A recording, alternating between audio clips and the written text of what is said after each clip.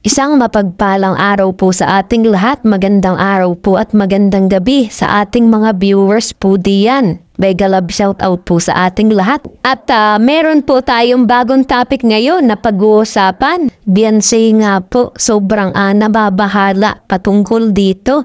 At Kalinga Prab nawalan po ng malaking halaga. At meron na pong suspect at sino ito? So yan yung ating pag-uusapan ngayon at tatalakayin ngayong araw at kung bago ka lang sa ating YouTube channel, pa-like and share and subscribe na at para lagi tayong update sa ating mga video at paalala para hindi tayo masira at magbigay tayo ng magandang opinion bago natin tapusin ang ating video. At suportahan natin si Kuya Bal at Kalinga Prab para siyempre marami silang matulungan at ganahan. At nakikita natin na sobrang saya ni Kalinga Prab dahil marami ang tumutulong. At so yun, sa kabilang dako tayo, pag-usapan natin ang patungkol nga po dito. Kalinga Prab nawalan ng malaking halaga at may suspect isa sa kanyang beneficiary. Pero bago natin pag-usapan, pag-usapan muna natin ang issue ngayon na mga nangyayari. Katulad na nga lang po ng pambabalahura dito ay Beyonce ng isang actor na talagang grabe nga po yung binigay na talagang masisira ang opinion at iniisip ng tao patungkol dito ay Beyonce. At syempre mga kalingap, ano yung gusto nyong ibigay o magandang opinion para kumbaga mahuli ito at panagutan niya ang mga ginawa niyang bagay sa paninira niya dito kay Beyonce.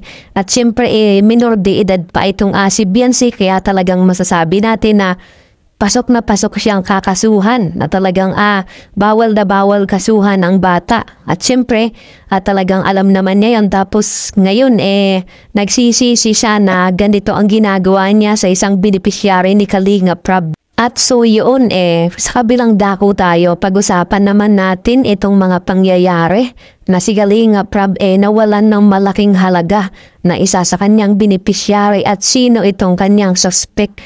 Masasabi ko nga po diyan mga kalingap na itong si Beyonce ang suspect nga po dahil alam naman natin na malaking halaga na itong si Beyonce sa buhay ni Kalinga Prab. Kumbaga, masabi ko na nawala ng malaking halaga dahil hindi na po nag-upload itong si Kalinga Prab patungkol dito sa EDC at isa sila yung maraming inaabangan sa ngayon at mahal na mahal ng ating mga viewers. Pero syempre, ang ginawa ni Kalinga Prab hindi siya nag-focus kung sino yung malaking bagay o pera ang nagbibigay sa kanya, kundi ang iba pang mga bagay na dapat muna niyang bigyan ng pansin. At kailan kaya uli mag-upload si Kalinga Prab dahil 2 weeks na wala pa. Meron na nga pong i-upload at sobrang busy nga lang po ni Kalinga Prab. Dahil nga po sa mga samut-saring pagsubok na kinakaharap ni Kalinga Prab sa ngayon, dagdag pa nga po diyan ang mga anti-Kalingap na mga reaktor na patuloy siyang binabatikos. Yun